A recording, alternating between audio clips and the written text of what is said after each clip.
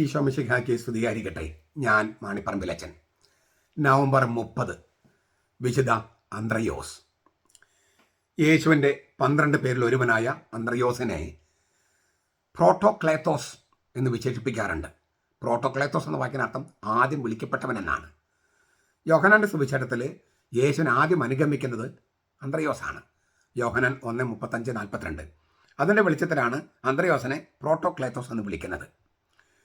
ഈ അന്ത്രയോസ് സ്നാപകയാനൻ്റെ ശിഷ്യനായിരുന്നു തുടക്കത്തിൽ.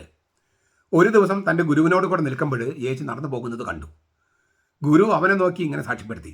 ഗുരു എന്ന് വെച്ചിട്ടുണ്ടെങ്കിൽ സ്നാപകയോഹന്നാൻ, ഇതാ ദൈവത്തിൻ്റെ കുഞ്ഞാട്. ആ സാക്ഷ്യം കേട്ട് അന്ത്രയോസും മറ്റേ ശിഷ്യനും, അത് യേശു സ്നേഹിച്ച ശിഷ്യനായ യോഹന്നാനാണെന്നാണ് പാരമ്പര്യം, യേശുവിനെ അനുഗമിച്ചു.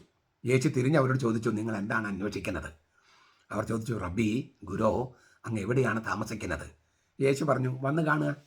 അന്ത്രയോസും മറ്റേ ശിഷ്യനും അവൻ്റെ കൂടെ പോവുകയും യേശുവിനോട് കൂടെ താമസിക്കുകയും ചെയ്തു. പിറ്റേ ദിവസം അന്ത്രയോസ് തൻ്റെ സഹോദരനായ ശിമയോനെ കണ്ട് അവനോട് പറഞ്ഞു, ഞങ്ങൾ മിശിഹായെ കണ്ടു. ഞങ്ങൾ, അന്ത്രയോസ് തന്നെയല്ല, മറ്റേ ശിഷ്യനും കൂടി ഉണ്ടായിരുന്നു. ഞങ്ങളെന്നാണ് പറഞ്ഞത്. മാത്രമല്ല, അന്ത്രയോസ് ശിമയോനെ യേശുവിൻ്റെ അടുക്കൽ കൊണ്ടുവന്നു. അപ്പോഴാണ് യേശു ശിമയോൻ്റെ പേര് കേപ്പ അഥവാ പാറ എന്ന് മാറ്റിയത്. അക്കാര്യം പിന്നീട് പറയുന്നുണ്ട് ഇല്ലേ? സഭ സ്ഥാപിക്കുമ്പോൾ യോഹന്നാൻ്റെ പുത്രനായ ശിമയോനെ എന്ന് പറഞ്ഞിട്ട് പറയാണ്, നീ പാറയാണ്, നീ കേഫാസാണ് എന്ന് പറഞ്ഞ് കർത്താവ് സഭ സ്ഥാപിക്കുന്നത് മത്തായിയുടെ സുവിശേഷം 16-18 കാണാം. ഈ സംഭവം, അതായത് അന്ത്രയോസ് ശിമയോനെ യേശുവിൻ്റെ അടുക്കൽ കൊണ്ടുവന്നു. യേശു ശിമയോൻ്റെ പേര് കേഫാസ് എന്ന് മാറ്റി. അതിനുശേഷം അന്ത്രയോസും ശിമയോനും തങ്ങളുടെ ഭവനത്തിലേക്ക് തിരിച്ചു പോയി. തങ്ങളുടെ ജോലിയായി മീൻപിടുത്തത്തിൽ മുഴുകി. പിന്നീട് ഒരിക്കൽ ഗലീലയിലെ കടൽ തീരത്ത് വന്ന യേശു അവരെ കണ്ടു. അവരോട് പറഞ്ഞു, എന്നെ അനുഗമിക്കുക. അവരെല്ലാം ഉപേക്ഷിച്ച് യേശുവിനെ അനുഗമിച്ചു. മർക്കോസ് 1:16-18. പിന്നെ മരിക്കുന്നത് വരെ അവർ അവനെ ഉപേക്ഷിച്ചില്ല. ഈ അന്ത്രയോസ് എന്ന് നമ്മൾ പറയുന്ന വാക്ക് ആൻഡ്രോസ് എന്നാണ് ഗ്രീക്കിൽ. ആൻഡ്രോസ്, പൗരുഷമുള്ളവൻ, നെഞ്ചുറപ്പുള്ള പുരുഷൻ എന്നൊക്കെയാണ് അർത്ഥം. ആൻഡ്രോ, അതെന്നാണ് നമ്മൾ അന്ത്രയോസ് എന്ന് പറയുന്നത്. 12 പേരിൽ ഒന്നാമനായ ശിമയോൻ പത്രോസിൻ്റെ സഹോദരനാണ് അന്ത്രയോസ്. മത്തായി 1:2, മർക്കോസ് 1:16-18 പറഞ്ഞിട്ടുണ്ട്. ഗലീലിലെ ബെത്സദായിൽ നിന്നുള്ളവനാണ് ഈ അന്ത്രയോസ്. ശിമയോൻ്റെ വീട് അവിടെ തന്നെയാണ്. കഫർനാവിലും അവർക്കൊരു വീടുണ്ടായിരുന്നു. മീൻപിടുത്തക്കാരായിരുന്നു. മനുഷ്യരെ പിടിക്കുന്നവരാക്കാനായിട്ട് യേശു അവരെ വിളിച്ചു. ഈ തൻ്റെ പേരിൻ്റെ കൂറു പുലർത്തുന്ന അന്ത്രയോസിനെ, അതായത് പൗരുഷമുള്ളവൻ, നെഞ്ചുറപ്പുള്ള പുരുഷൻ എന്നൊക്കെ ആ പേരിനോട് കൂറു പുലർത്തുന്ന ഒരാളായിട്ട് അന്ത്രയോസിനെ നമുക്ക് കാണാൻ കഴിയുന്നുണ്ട്. 5 അപ്പം കൊണ്ട് 5000 പേരെ തീറ്റിപ്പരുന്ന രംഗം നോക്കുക. യേശു പീലിപ്പോസിനോട് ചോദിച്ചു, ഇവർക്ക് ഭക്ഷിക്കാൻ നമ്മ എവിടെ നിന്ന് അപ്പം വാങ്ങും? നിസ്സഹായനായ പീലിപ്പോസ് മറുപടി പറഞ്ഞു, ഓരോരുത്തർക്കും അല്പം വീതം കൊടുക്കാൻ 200 ദേനാരേക്കാൾ അപ്പം പോലും തികയില്ല. അപ്പോൾ ശിഷ്യന്മാരിൽ ഒരുവനും ശിമയോൻ പത്രോസ് സഹോദരമായ അന്ത്രയോസ് യേശുവിനോട് പറഞ്ഞു, അല്ല, ഇവിടെ 5 ബാർലിയപ്പം 2 മീനും കൈവശമുള്ള ഒരു കുട്ടി ഇവിടെയുണ്ട്. ആ വാക്കാണ് യേശു കണക്കിലെടുത്ത് ആ അപ്പവും മീനും കണക്കിലെടുത്തത്. ആ അപ്പവും മീനുമാണ് യേശു വാഴ്ച വിഭജിച്ച് കൊടുത്തത്. യോഹന്നാൻ സുവിശേഷം 6:4-9. അപ്പോൾ ആ സന്ദർഭത്തിൽ അന്ത്രയോസിന് പെട്ടെന്ന് ഇവിടെ ഒരു പയ്യൻ്റെ കയ്യിൽ കുറച്ചുണ്ട്, നമുക്കത് ഉപയോഗപ്പെടുത്താൻ പറ്റിയാൽ, അത് പറഞ്ഞത് അന്ത്രയോസാണ്. വേറെ സന്ദർഭത്തിൽ ഗ്രീക്ക് സംസാരിക്കുന്ന യഹൂദന്മാർ യേശുവിനെ കാണാൻ വന്നപ്പോൾ അവർ ആദ്യം സമീപിച്ച് പീലിപ്പോസിനെയാണ്.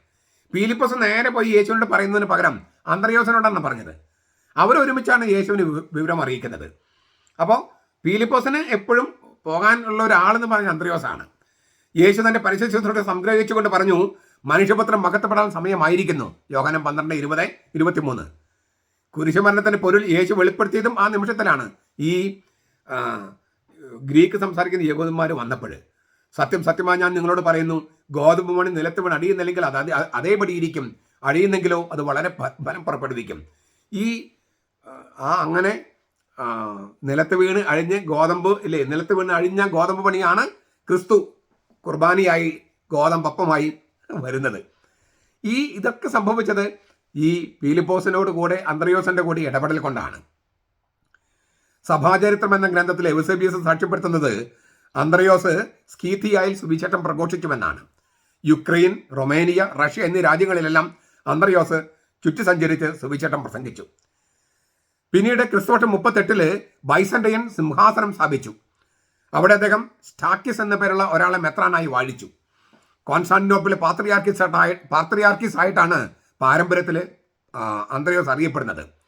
അന്ത്രയോസിന്റെ നടപടികൾ എന്ന അപ്രാമാണിക ഗ്രന്ഥത്തിലും ഇത് സാക്ഷ്യപ്പെടുത്തിയിട്ടുണ്ട്. ഈ ഗ്രന്ഥത്തെക്കുറിച്ച് എവസേബീസ് സൂചിപ്പിക്കുന്നുമുണ്ട്.